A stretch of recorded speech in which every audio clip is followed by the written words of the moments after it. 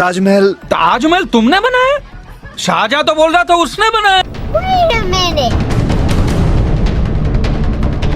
तो एक बार फिर से बॉलीवुड की तरफ से प्रोपेगेंडा जिसमें बहुत अच्छे से तड़का लगाया गया हिंदू मुस्लिम मस्जिद और मंदिर का मूवी की शक्ल में परोसने के लिए तैयार है। अब बात यह है कि एक मूवी आ रही है जिसका नाम है द ताज स्टोरी और ये कह रही है कि ताजमहल एक मंदिर था। और सुनने में आपको अजीब लगता होगा, लेकिन ये पहली बार नहीं है। इससे पहले भी कई लोगों ने कहा कि ताजमहल तेजोमहल था। कोर्ट केसेस हुए, एएसआई ने रिपोर्ट्स दी और सुप्रीम कोर्ट ने खुद बोला कि ताजमहल को शिव मंदिर बताने का कोई भी क्रेडिबल सबूत नहीं है। लेकिन फिर भी हर कुछ साल के बाद कोई नई फिल्म नई थ्योरी लेकर आ जाती है। क्यों?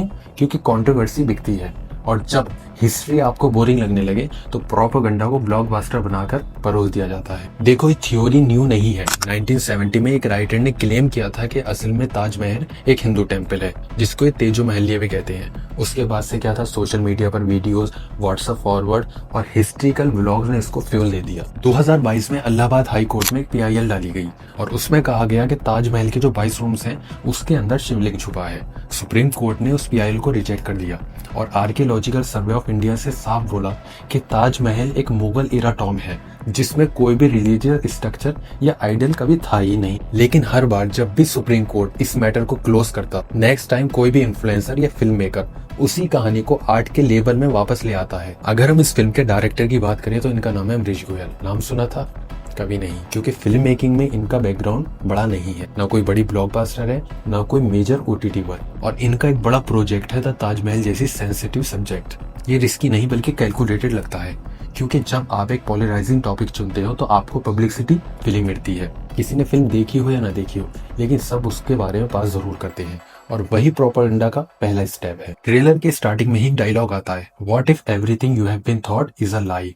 और उसके बाद सीन में एक शिवलिंगा ताजमहल के डोम के नीचे से निकलता हुआ दिखाया जाता है और पोस्टर में भी वही सिंबोलिज्म, एक हिडन मंदिर इनसाइड ताज। और तभी शुरू होगा आउटरीच। फिल्म मेकर्स बोलते हैं कि हिस्ट्री पर बेस है। तो भाई एक बात बताओ, जब ASI और सुप्रीम कोर्ट दोनों ने आपकी थ्योरी रिजेक्ट कर दी और आप फिर भी उसको फैक्ट के रूप में दिखा रहे हो, तो वो आर्ट नहीं बल्कि डिसइंफॉर्मेशन होती है। ये फिल्म एक और हिस्ट्री रिब्रांडिंग का पार्ट लगती है, जहाँ पे मुगल आर्किटेक्चर और मुस्लिम कॉन्ट्रीब्यूशन को एट्रोसिटी नैरेटिव के रूप में पेंट किया जा रहा है। प्रोपेगेंडा का फॉर्मूला बहुत ज्यादा सिंपल होता है, शौक दो, ऐसी बात बोलो जो लोग डाइजेस्ट न कर पाए। शाहजहां कंफ्यूज तो नहीं था कि मैं मकबरा बनाऊं कि मंदिर बनाऊं? शाहजहां मंदिर क्यों बनवाएंगे? इमोशंस ट्रिगर करो, रिलीजियन, प्राइड या फिर इंसल्ट के थ्रू। शाहजहां मंदिर क्यों बनवाएंगे? हाँ, उनका काम तो तुड़वाने का था। और फिर कंफ्यूजन स्प्रेड कर दो ताकि लोग सच और झूठ के बीच में फर्क भूल जाएं। ट्रेलर में एक डायलॉग डाल दो कि जो भी आपको स्कूल में पढ़ाया गया है वो सब झूठ है। बैकग्राउंड में एक टेम्पल म्यूजिक, स्लो रिवील और मिस्टीरियस टून। उसके बाद हिस्ट्री बन जाती है ट्रेलर और फैक्ट बन जाते हैं फिक्शन। ऐसे में आम आदमी क्यूरियोसिटी में पड़ता है और यही क्यूरियोसिटी एल्गोरिथम और बॉक्स ऑफिस दोनों चलाती है। यहाँ पे है एक इंटरेस्टिंग चीज, वो है परेश रावल साहब। एक सीनियर एक्टर है, पॉलिटिकल वोकल और रूलिंग आइडियोलॉजी के क्लोज माने जाते हैं। फिल्म में उनका सीरियस डायलॉग डिलीवरी और कोर्ट रूम सेटअप यूज किया गया है ताकि नैरेटिव क्रेडिबल लगे। ये कास्टिंग चॉइस रैंडम नहीं होती बल्कि एक साइकोलॉजिकल ट्रिक होती है। जब आप एक नॉन फेस को लगाते हो तो लोग तुरंत ट्रस्ट कर लेते हैं, चाहे फैक्ट गलत हो, लेकिन फेस अगर सिमिलियर हो तो दिमाग उसे ट्रुथ मान लेता है और इसे कहते हैं अथॉरिटी बायस। भला ऐसी फिल्में बनाई क्यों जाती हैं? देखिए, ये सिर्फ एक फिल्म नहीं बल्कि परसेप्शन वॉरफेयर है और ऐसे प्रोजेक्ट का पर्पस होता है कि एक स्पेसिफिक आइडियोलॉजी को नॉर्मलाइज करना, हिस्ट्री को सिंप्लीफाई करके एक गुड वर्सेस एविल की स्टोरी बनाना और एक कम्युनिटी को डिमोनाइज करके दूसरी को ग्लोरीफाई करना। देखो, आर्ट जब तक आर्ट है जब तक वो ट्रूथ के साथ खड़ा हो। जब वो फैक्ट को मैनिपुलेट करे तब वो एक वेपन बन जाता है। और जब एक मॉन्यूमेंट जिसको यूनेस्को ने वर्ल्ड हेरिटेज ऑफ लव बोला उसको सिंबल ऑफ एट्रोसिटी बनाया जाए तो ये सिर्फ फिल्म नहीं बल्कि एक नैरेटिव एक्सपेरिमेंट होता है। मैं ये नहीं कह रहा कि फिल्म मत देखो, लेकिन सोच कर देखो और देखते वक्त 3 चीजों को याद रखो।